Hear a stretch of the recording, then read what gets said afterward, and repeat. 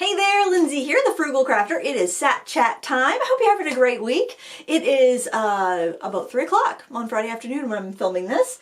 And of course Saturday or Sunday, whenever, sometime in the future, woo, when you're watching it. As a disclaimer, this is Sat Chat. This is not a tutorial. This is just where we chit chat about what's been going on over the last week here in the in the frugal world, I guess, here in the artsy world where I reside, and you can let me know what you're doing in your world in the comments below. Wow, what a really rough way to start the video. So this week I did a project on, oh actually before we get into that, this project right here is up in Critique Club right now. This is from the Food Paint Challenge, hashtag Food Paint Challenge on Instagram, and it was like a plastic bag with oranges in it, and I'm like, oh, that's kind of fun. And so, so that's up in Critique Club right now. If you remember, you can go log in and find it. It's the first tutorial of January 2023.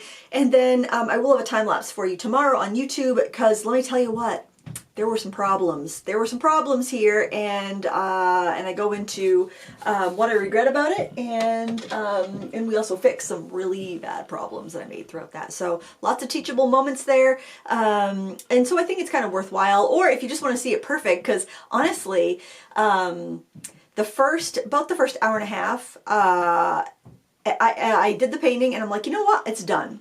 But then I decided I was gonna frig around with the background after I had finished recording the Critique Club episode, and I didn't take a photo of it before I decided I was gonna mess around with the background, and I totally botched it. So there's actually 2 bonus clips at Critique Club where I show you how I fixed it, and all of it's in the time lapse. So oh, I was so upset because I was liking how it came out, and I just totally overworked it because I'd had such an art block that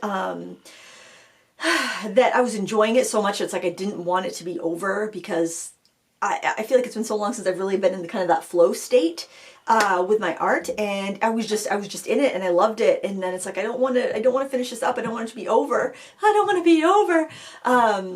So you know, we get that in like kind of 3/4 of the way finished in a piece of artwork, and that's like the sweet spot, and it's so like enjoyable. You know, you have enough foundation laid down that you know that it's going to be okay. You're just kind of in the fluffing it up and beautifying it stage. It's kind of like, you know, when you paint a room and you've got the room all painted and you're just kind of moving the furniture around and getting it just so, yeah, you know most of the hard work's behind you.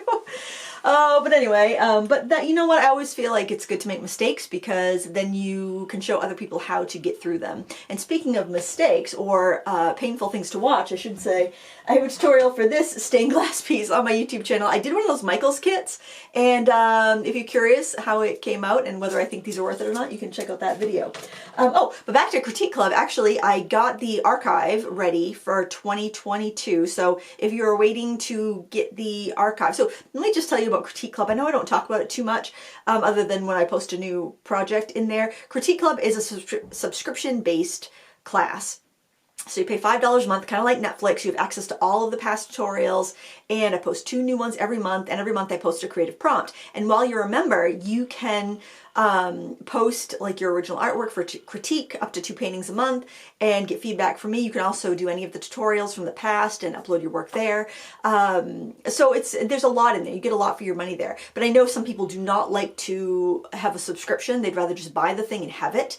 And because with Critique Club, you have access to everything as long as you're a subscribing member. But if you cancel your subscription, then you lose access to those lessons. So with my other courses, you buy the class and you just have it forever. And that's why the price is higher on the classes. So last year I took the first 3 years of Critique Club, and I did an archive. So there's an archive for every year.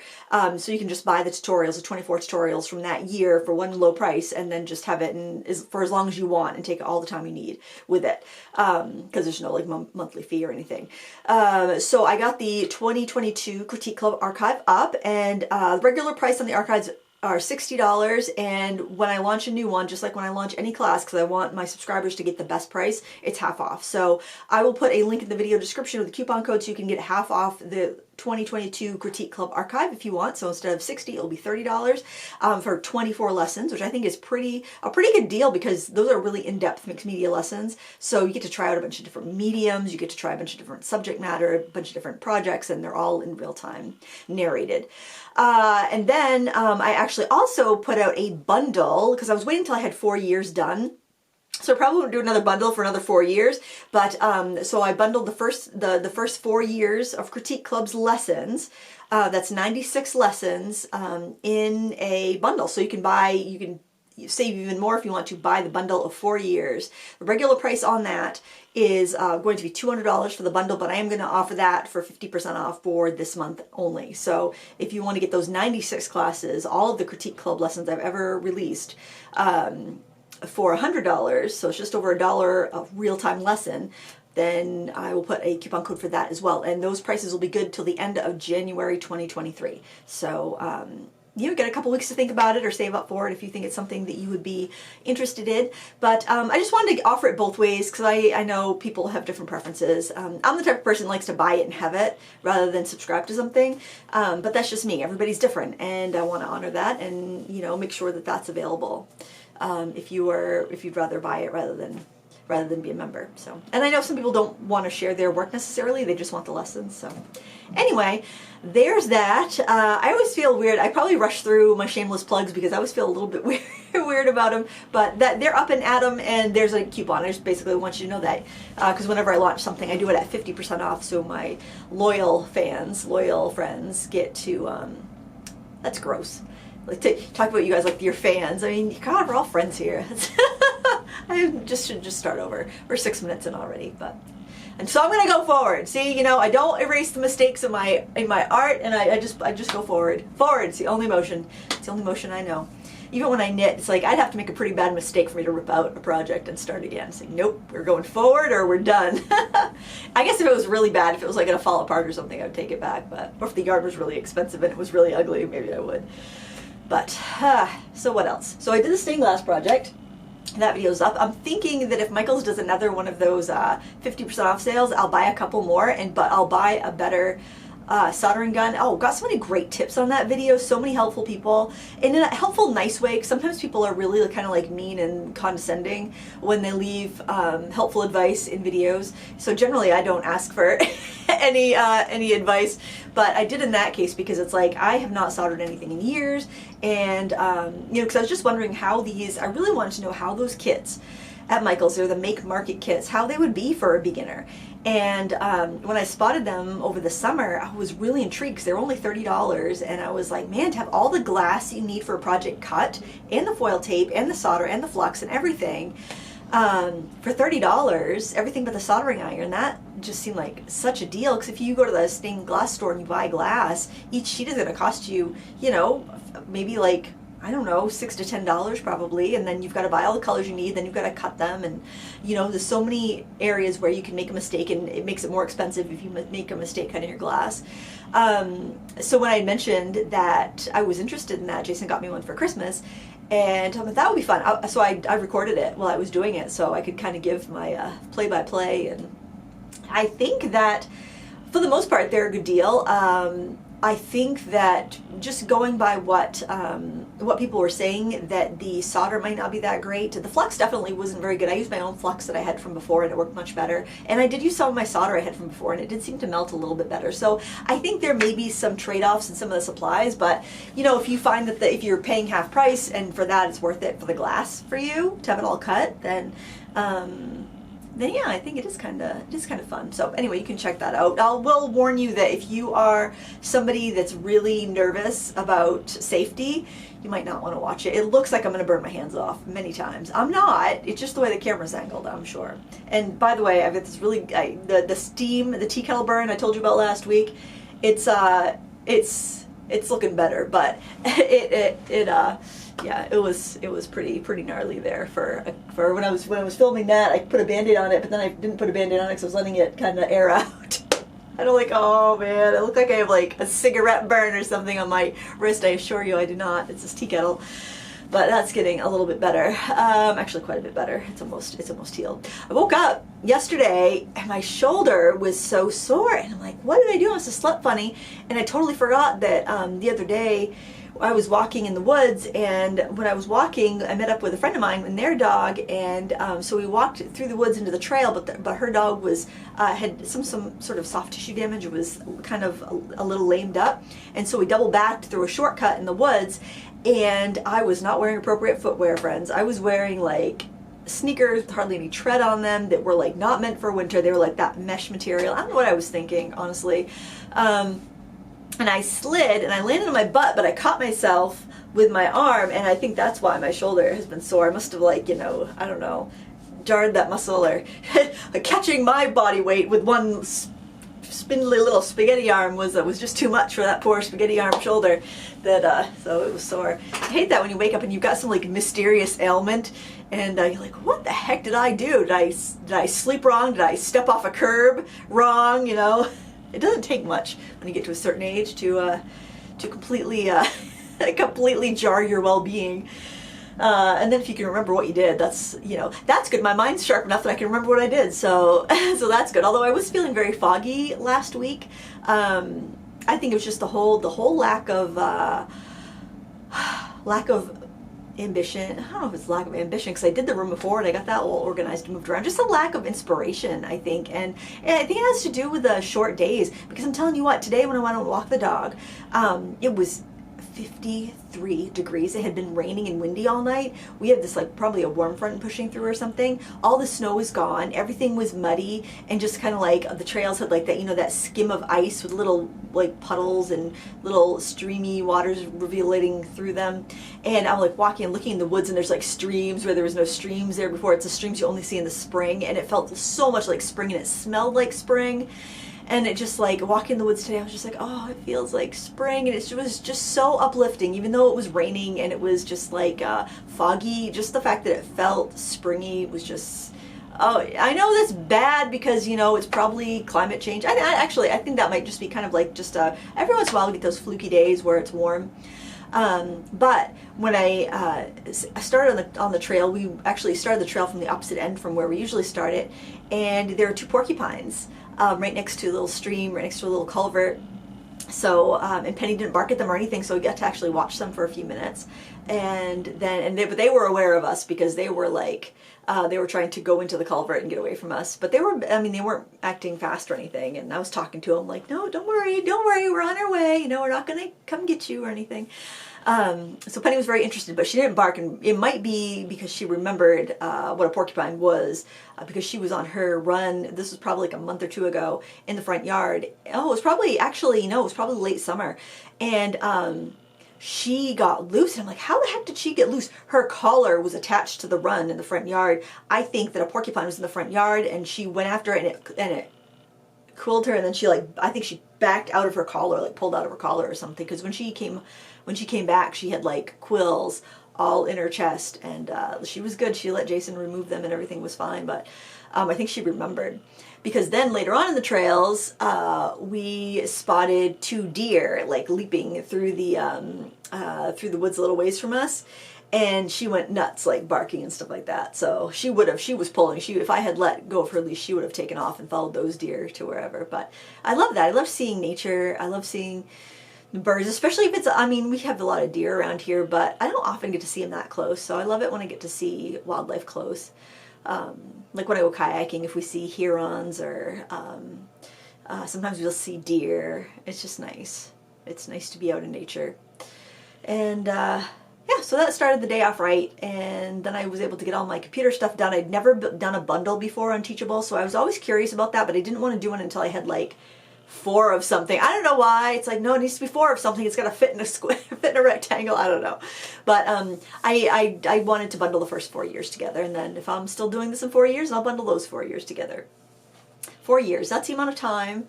That's how much long. Well, no, the girls have 3.5 years of college left. So maybe I'll do Critique Club for 4 more years, and then maybe I'll be on for a new adventure. I don't know. But I've done my first bundle, and you can find it. I'll link it down below. Oh, what else have I been up to? I posted the video of the clean and defrag of the office and the room of hoard. And that video has been doing really well. People have had some questions. A lot of people said they had good ideas. People said they liked the realistic art room, the realistic craft room, that not everything is pristine and white. And I just want to say that I don't think we should be judgy of people that have a pristine and white craft area. I think that we should do what we want to do. It's our money to spend how we want to spend it. If you want to spend money on furniture, especially if your craft area is within view of the rest of your living space, I wouldn't necessarily want to see all this in my living space, you know, that might be a little, I would always feel like, oh, I should be doing something, I should be doing that, I should be working on that, I can't leave that out. That would give me quite a bit of anxiety, I think. And maybe it's just because I do it for a living, so I get to have my workspace apart from my home space, but I don't think we should. I don't think we should put down people that choose to have brand new furniture and have it just so. I mean, that's their money. They can spend it how they want to. I'd rather spend my money on art supplies and recycle furniture, but that's my money to spend how I want to spend. And so I don't think we should yuck on other people's yums, basically. I think we should live and let live. And, you know, I don't want to be judged because I have a bunch of chaos. So I don't want to judge other people because they have a bunch of order, you know. And so I just want to urge people to be considerate when they're making comments like that, because I know they're complimenting me, like, way to recycle stuff. That's awesome. I'm so glad. I like how this looks realistic. Makes me feel good about my space, and that's really nice. And that is and that's so lovely to hear. And you can say that without saying those people with all white craft rooms, you know, and be disparaging towards them, because I mean, just think, I mean, imagine if you had saved up money for years so that you could, and you finally waited till your kids were out of the house and you spent that money on the furniture to make that space just the way you want it. I mean, that would feel so bad to hear people crapping all over it, you know? And I know that's not anybody's intention. I'm sure it feels kind of like punching up, but you don't know anybody else's situation, and that could have been like, you know, they could have saved up for a long time to do that, and then maybe I'm just thinking too much into that, but I don't know what I just don't. I want this to be a good space for any creative people to join in and feel like they're welcomed, and not feel like they're too privileged to be here or they're not privileged enough to be here. I want everyone to feel like they can come here where they are, where they're at, and get something and be part of the community and not feel judged. Because when you point the finger, you got 3 pointing back at you. Huh? Oh, what else have I been up to this week? I feel like I've been busy. Oh, guys, just in the mail, like a couple minutes ago, a couple minutes before I started filming. Actually, no, it's probably more like an hour before I started filming, but I actually opened the door and found it a couple minutes before I started filming. This arrived, actually 4 of these boxes arrived, and if you followed my community tab on YouTube, you would have seen that I mentioned the surprising markers. Remember the surprising markers? Well, I've got surprising markers right here, so I think I'm gonna unbox the other ones on camera, and as part of a review, but I'll open these here for you. I don't even know what color I have here, but we'll both be surprised. So I mentioned on the community tab when a new product from Oohoo was launched. I didn't have mine yet, so I told you guys that I'll do a review when I get them. They're on the way. I just want people to know, because sometimes, like if it's a new, highly anticipated product, sometimes it sells out fast. I don't know if this would be highly anticipated because not many people knew it was coming.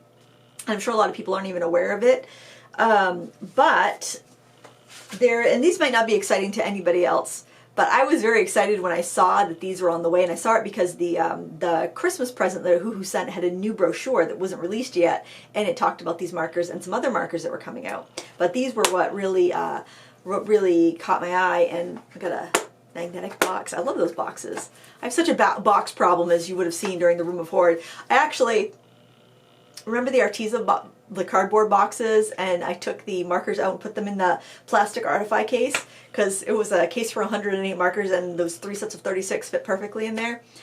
And then I went to get rid of the Arteza boxes, and I couldn't, because inside the Arteza boxes, if you pulled them out, they were like perfect marker storage, divided storage shelves. So I gotta find a place for them, because my I whittled down the storage so it just fit in the appropriate totes, and now I don't think I can fit those ones in there if I want to keep that box. So I'll have to think of something. But we have got a set of 6 wide markers. So if you follow the Copic saga, remember we were talking about Copic last week, and they discontinued their wide markers. I don't know when. It was probably a couple of years ago. I remember going to a stamp show, and I saw a set of was it 12? I think it was a set of 12, and they wanted, I don't know, maybe $40 for it, or maybe it was even less. It was basic colors, and I didn't get them. I thought about it, but I hemmed and hawed, and I didn't end up buying them. It was Gary Berlin had it in his booth, and he probably had it for a while, so it was really marked down.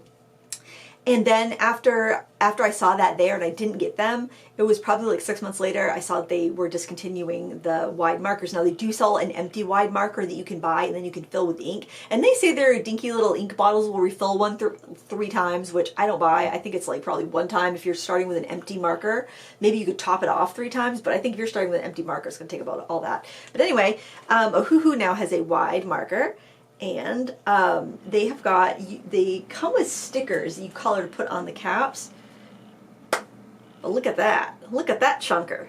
Isn't that awesome? Oh, I love the smell of markers in the morning. Ah, I am so excited.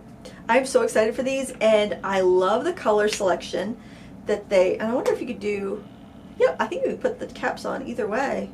Yeah, you can. That's great. So you don't have to worry about damaging the nibs. I love the color selections. They have a grayscale set and like a sky set and the basic set and like a tropical set or something. But the colors are all, they're like the type of colors you would want to fill a large area with, like your greens for a landscape or blues for sky or water or beiges and things for architecture. Or even if you're doing like really fast fashion illustration or life drawing or something, that would be really fun to use these. So I'm really excited about these. I don't know if anybody else is, but I'm really excited about those because it's something different. We haven't seen that nib on a budget marker before.